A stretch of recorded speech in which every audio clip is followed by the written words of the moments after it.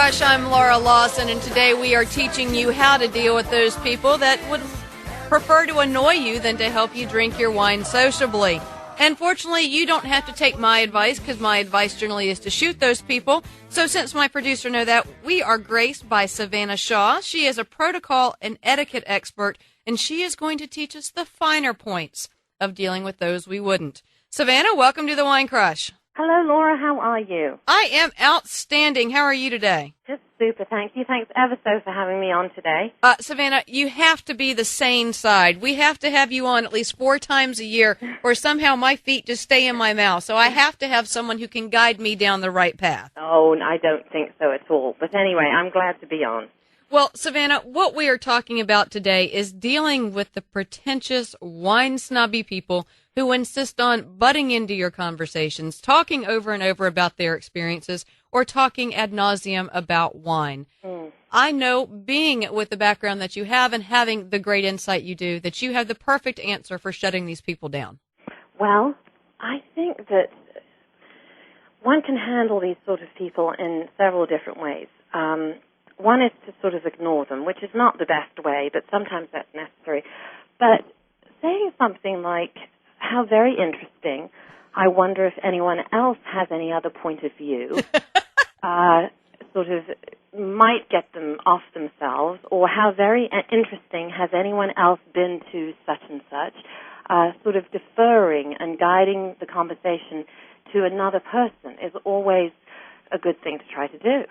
Well, I do understand that, and I have to admit, I have tried the, "Oh, how very interesting." I can't keep the sarcasm out of my voice. There's no way that the condescension and the aggravation doesn't show through. The problem with a lot of these people, when you talk about ignoring them, is we are not talking about a sports car. We're not talking about an Armani suit. We are talking about a beverage that is usually 12 to 14% alcohol. So the more you ignore them, the louder they tend to get.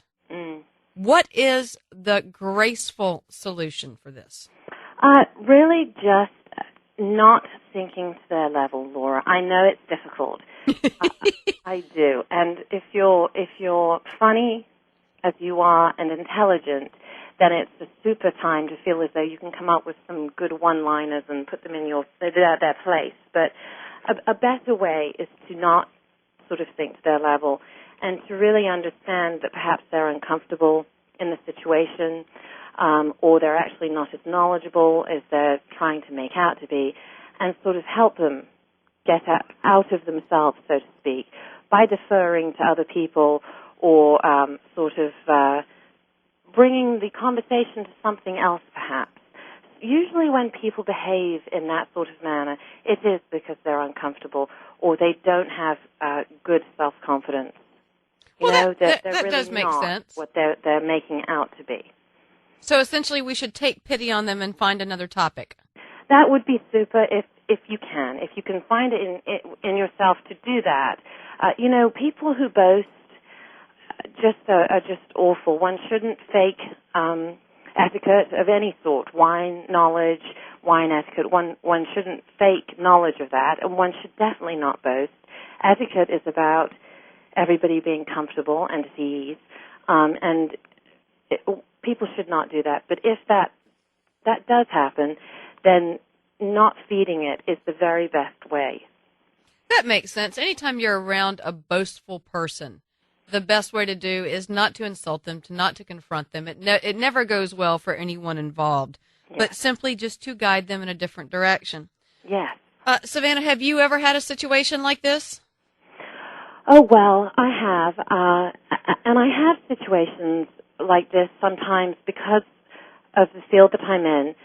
People sometimes are uncomfortable when they find out what I do, and so tend to sort of try to be overly knowledgeable and that sort of thing. And I immediately try to make them feel comfortable by perhaps sharing something, some sort of situation where I have committed a faux pas, which I do all the time. We're all imperfect. And so, just putting people at ease is the way to go. That makes sense. I have to admit, if you and I had to sit down and have dinner and I realized you were an etiquette expert, I really think I could stay quiet for the next 2 hours. Laura, that would be horrible. That's not my intention. That'd be the only way I could keep my feet out of my mouth, or just some horrible gaffe before it was over with. No, it's all about, etiquette is all about it being at ease, and it really is not about judgment. I mean, I'm very passionate about that people understand that the reason I do this is so that people will be more comfortable and more open-minded and less critical of each other, actually. I do appreciate that. I think, unfortunately, because of the business that I am in, and I know a lot of our listeners may be in the same boat, whether they're waiters, whether they're learning about wine, whether they're sommeliers, we have tried every tactic known to mankind. We have ignored the braggarts. We have tried to switch subjects on them. We have tried to explain a little bit more about wine. What do you think about the concept of one-upmanship? Oh, no, that's awful, Laura. Awful. No, Laura, bad Laura, no, stop that. Okay. No, one mustn't do that. Then you really are feeding the fire and sinking to their level. Just deferring, or perhaps, if you do have some knowledge that is valuable to the situation, then just waiting until they have finished and then, adding something valuable is just super. Not being intimidated by these people is very important. Not getting into that whole atmosphere of, he said, she said, or I know more, or boastfulness, or that sort of thing. Keeping your head about you and, helping everybody be at ease and enjoy the atmosphere is what we all should do for each other. I think that's the key, and that's where I was getting at with this. I am fortunate with my life work. If people are going to get off on these tangents, I can take this from any different tactic. The people I eventually feel sorry for are the ones in the group who are getting excited about learning new things about wine, or who have just found a really, really good glass of Pinot Grigio or a really good rosé, and they're all happy and excited until one of these wine snobs comes in with the proverbial Bigfoot and just squashes their little dreams and their hopes. Yes. At what point do you need to defend the smaller people, or the ones who are also insecure and are intimidated by this person? I don't think that you need to defend them. Defending against that sort of behavior is not necessary. The people that do that are absolutely glaringly rude and obnoxious, and everybody can see that.